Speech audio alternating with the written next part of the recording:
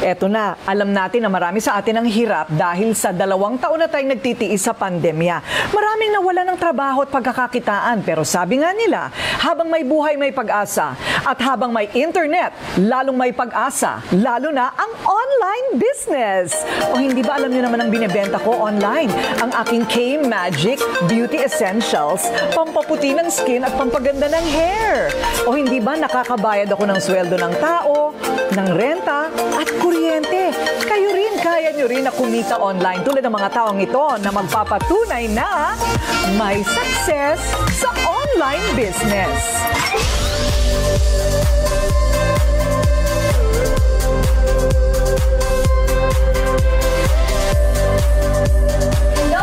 Online business. Ito ang naging patok ngayong new normal. Online selling. Ito po ang aking unang item. Ang mga nawala ng trabaho, may pinagkakakita ang bago.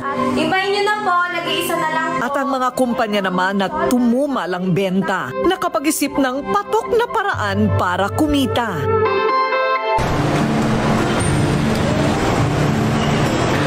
Ang mga batang binondo na ito, kahit maliit pa lang, malaki na ang kanilang mga pangarap.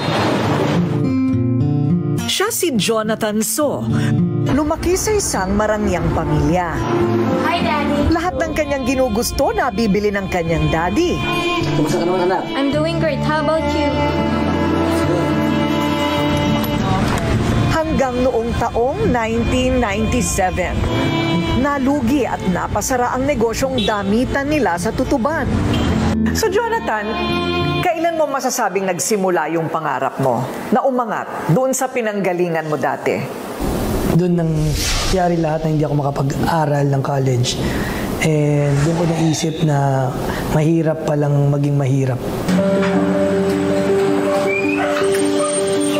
At para magkaroon ng pandagdag sa kanyang baon noon, kinailangang magbenta ng mga prepaid cards noon ni Jonathan na nakapasok sa kanyang backpack. Siya naman si Carlito Makadandang.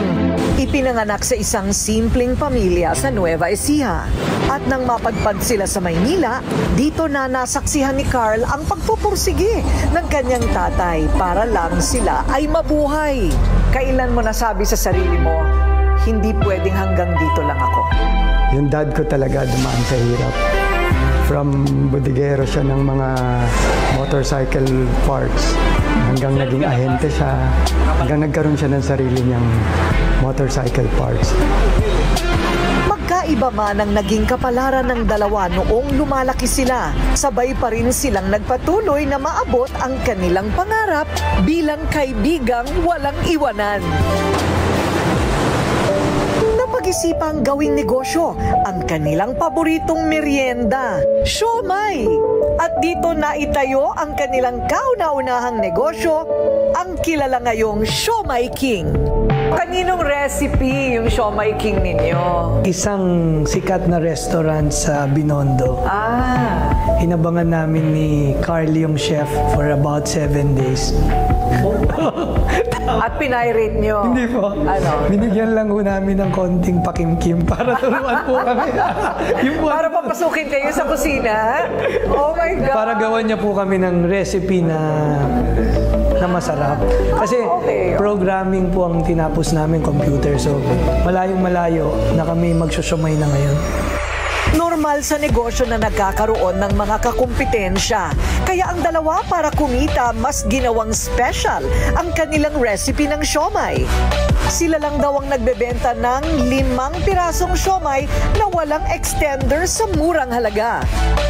Nagsimula lang sa isang pwesto noon ang Siomai King, hanggang sa ito'y tinangkilik at tumaas ang demand. Kaya naman napilitan silang magdagdag ng mga pwesto at nabuo ang Siomai King franchising.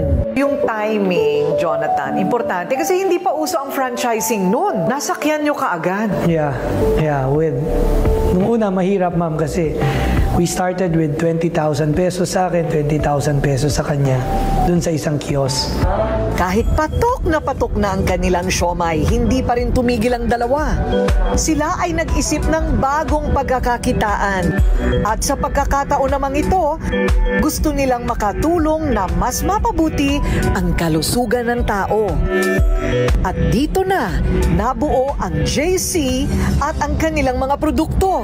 Unang ipinakilala ng JC ang vitamin C na Calvit C. Kaya naman hindi nagtagal, nadagdagan ng iba pang mga produkto na pumasok din agad sa masa. Paano siya nagsanga-sanga ng iba-ibang product?